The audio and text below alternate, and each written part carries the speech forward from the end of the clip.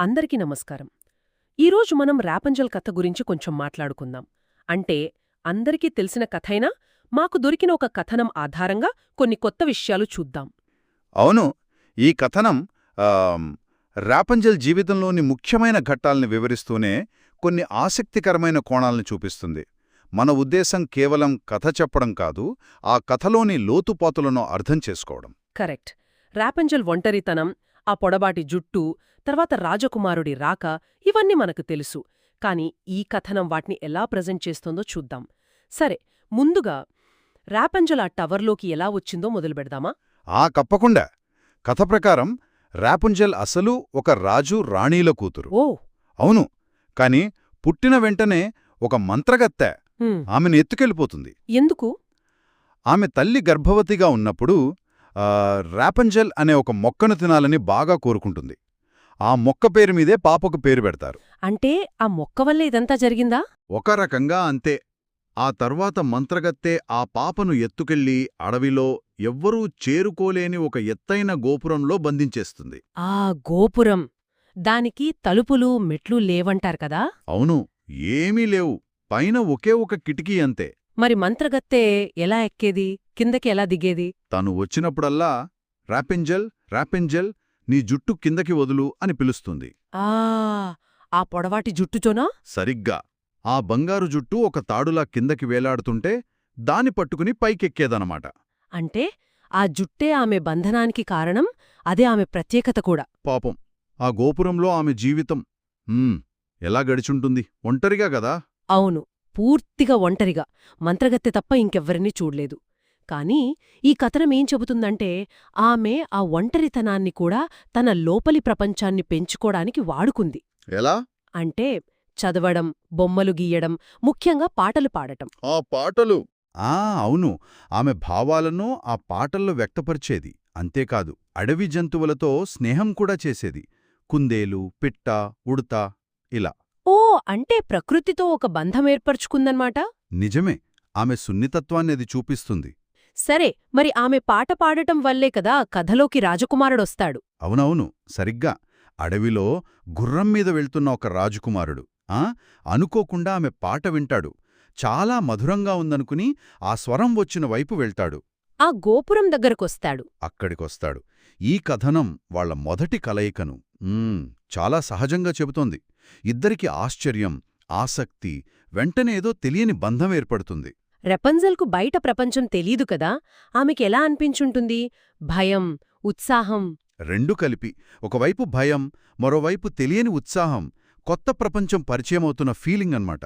వాళ్ల మధ్య స్నేహం పెరుగుతుంది, ప్రేమగా మారుతుంది, తర్వాత తప్పించుకోవాలని ప్లాన్ చేస్తారు కదా? అవును. రోజూ రాజకుమారుడు పట్టువస్త్రం తేవడం, రాపంజల్ దాంతో నిచ్చెన అల్లడం, అంత బాగానే జరుగుతున్నట్టు అనిపిస్తుంది. కాని అక్కడే చిన్న పొరపాటు జరుగుతుంది. ఏం జరుగుతుంది? రాపంజల్ అమాయకంగా మంత్రగతితో రాకుమారుడు కంటే నువ్వు లాగడానికి ఎందుకంత బరువుగా ఉన్నావు అని అడిగేస్తుంది. అయ్యో, అంటే తెలియకుండానే నిజం చెప్పేసిందన్నమాట. అంతే, ఆ ఒక్క ప్రశ్నతో అంతా బయటపడిపోతుంది. మంత్రగతికు విషయం అర్థమైపోతుంది. ఇక తర్వాత మంత్రగత్తె ఊరుకోదు కదా, చాలా కోపం వస్తుంది కదా. భయంకరమైన కోపం. ఈ కథనం ప్రకారం అది కేవలం కోపం కాదు, తన పట్టు జారిపోతుందనే భయం, మోసపోయాననే ఆవేదన అన్నీ కలిపి. అందుకే ఆ జుట్టు కత్తిరించి. అవును, తన నియంత్రణకు చిహ్నమైన ఆ జుట్టును కసక్కున కత్తిరించి ఆమెను ఎక్కడో దూరంగా ఎడారిలాంటి ప్రదేశానికి పంపేస్తుంది. పాపం రాపంజల్. మరి రాజ్కుమారుడు? మంత్రగత్తె ఆ కత్తిరించిన జుట్టునే కిందకి వేసి రాజకుమారుణ్ణి పైకి రమ్మని మోసం చేస్తుంది. అతను పైకి రాగానే అతన్ని కిందకి తోసేస్తుంది. అమ్మో! అతను కింద ముళ్ల పొదల్లో పడతాడు. ప్రాణం పోదుగాని కంటి చూపు పోతుంది. అంటే గుడ్డివాడైపోతాడా? అవును, గుడ్డివాడై గుండె నిండా బాధతో రాపెంజల్ను వెతుక్కుంటూ అడవుల్లో సంవత్సరాల పాటు తిరుగుతూనే ఉంటాడు. సంవత్సరాల పాటా? అయ్యో, చాలా కష్టం కదా. చాలా. ఈ కథనం ఆ వెతుకులాటలోని నిస్సహాయతను, అయినా వదలని ఆశను బాగా చూపిస్తోంది. మరి చివరికి ఎలా కలుస్తారు? ఎలా కనుక్కుంటాడు? మళ్ళీ ఆమె పాటే దారి చూపిస్తుంది. నిజమా? అవును, ఎన్నో ఏళ్ల తర్వాత ఎక్కడో దూరం నుంచి మళ్లీ ఆ సుపరిచితమైన పాట ఆమె గొంతు వినపడుతుంది. ఆ స్వరం వెంట వెళ్తాడన్నమాట. అవును, ఆ పాటను అనుసరించి వెళ్లగా ఆమె కనిపిస్తుంది. ఒంటరిగా ఆ అడవిలోనే బ్రతుకుతూ ఉంటుంది. ఆ కలయిక ఊహించుకుంటేనే చాలా భావోద్వేగభరితంగా ఉంటుంది. ఇద్దరూ ఆనందంతో ఏడ్చేస్తారు. అప్పుడే కదా ఆ అద్భుతం జరిగేది. ఆమె కన్నీళ్లు సరిగ్గా ఆమె ఆనంద భాష్పాలు అతని కళ్లల్లో పడతాయి. ఆశ్చర్యంగా అతనికి చూపు తిరిగి వస్తుంది. వావ్! ఇది కేవలం అద్భుతమా లేక దీనికేమన్నా అర్థం ఉందా? ఈ కథనం ప్రకారం అది స్వచ్ఛమైన ప్రేమ, విరహం తర్వాత కలిగిన ఆనందం యొక్క శక్తి అనమాట. ఆమె కన్నీళ్లు కేవలం నీటి బొట్లు కావు. అవి ఆమె స్వచ్ఛతకు, ప్రేమకు నిదర్శనం. అందుకే ఆ అద్భుతం జరిగింది. ఆ తర్వాత అంతా శుభమే కదా, రాజ్యానికి తిరిగి వెళ్లడం. అవును, ఇద్దరూ కలిసి రాజ్యానికి తిరిగి వెళ్లి పెళ్లి చేసుకుని సుఖంగా జీవిస్తారు. వాళ్ల కలయిక ఒక పెద్ద వేడుకవుతుంది.